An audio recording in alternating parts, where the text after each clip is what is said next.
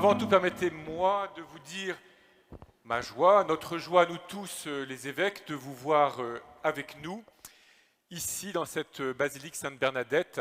Aujourd'hui et demain, nous reprenons le travail que nous avons commencé il y a 3 ans sur l'encyclique Laudato Si et sur la crise, disons, la crise écologique dans laquelle nous sommes. Et nous sommes heureux de travailler avec vous, nos invités diocésains qui sont là un peu partout, et puis vous tous, les personnes en précarité qui avez accepté de venir nous raconter quelque chose de votre expérience, de ce que c'est que vivre avec peu dans un monde d'abondance dans lequel nous nous trouvons. Voilà, nous avions commencé ce travail il y a 3 ans et nous étions 300 et nous avions été très heureux de nous retrouver brusquement, non pas simplement à 100 évêques, mais à 300, avec des gens de tous âges. Il y avait même un petit bébé qui était là. Bon, je crois qu'il ne comptait pas dans les 300 quand même. Il était en supplément gratuit, si je puis dire. Cette fois-ci, nous sommes encore un peu plus nombreux et c'est bien. Et après cette première assemblée de novembre 2019, à cause de la crise sanitaire, nous avons dû renoncer à une séance, une assemblée sur le sujet. Et puis après, nous avons eu 2 séquences, l'une sur, disons, cultiver la terre et se nourrir, et une sur produire, créer, que nous avons dû faire en visioconférence. Alors nous sommes très désireux d'approfondir le thème, clameur de la terre et cri des hommes. C'est une des grandes intuitions de la lettre du pape François.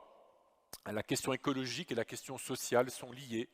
Tout est lié, nous dit le pape, mais surtout le cri de la terre ou le cri du cosmos, parce qu'il faut prendre la terre au sens large. On l'a chanté, il y a le ciel, il y a la terre, il y a un bout du monde et l'autre bout.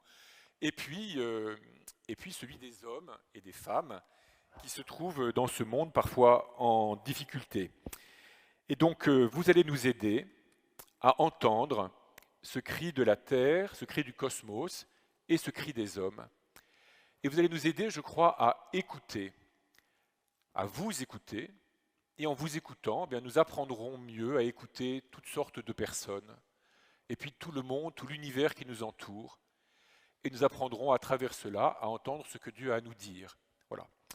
Parce que nous, les évêques, nous sommes parfois un peu cérébraux, nous aimons bien faire des discours, nous aimons bien écouter des discours construits, on va en entendre un petit peu pour commencer, mais il faut sûrement que nous progressions notre capacité d'écouter, d'entendre, voilà, ce qui est porté par des personnes ou par ce vaste cosmos qui nous entoure, et à travers quoi Dieu nous parle.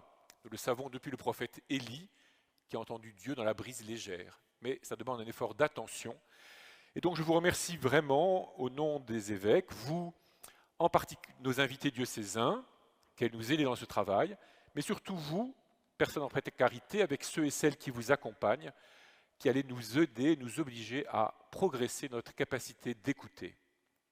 Voilà. Et puis on verra bien ce que cette écoute produit ou provoque, si tant est qu'elle ait besoin de produire quelque chose. En tout cas, nous sommes heureux, et je dirais même que nous sommes fiers d'être avec vous, ici à Lourdes.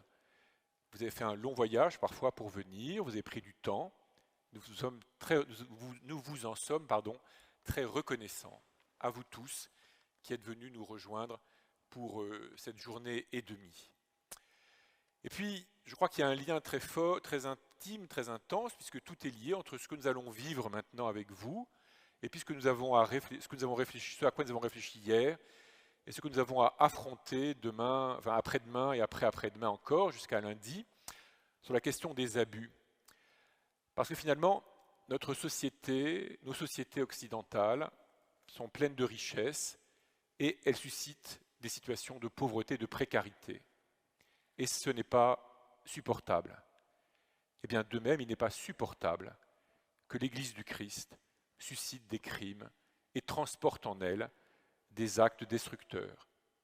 Et donc, il me semble qu'il y a un lien intense, intime, entre ce que nous vivons là et ce que nous avons à affronter ensemble. Donc merci de nous aider, non seulement à entendre ce cri de la terre et ce cri du cosmos et ce cri des pauvres, mais aussi plus largement entendre le cri de toutes les victimes, quelles qu'elles soient, et entendre le cri et l'attente de tous les hommes et toutes les femmes à l'égard de l'Église de Jésus.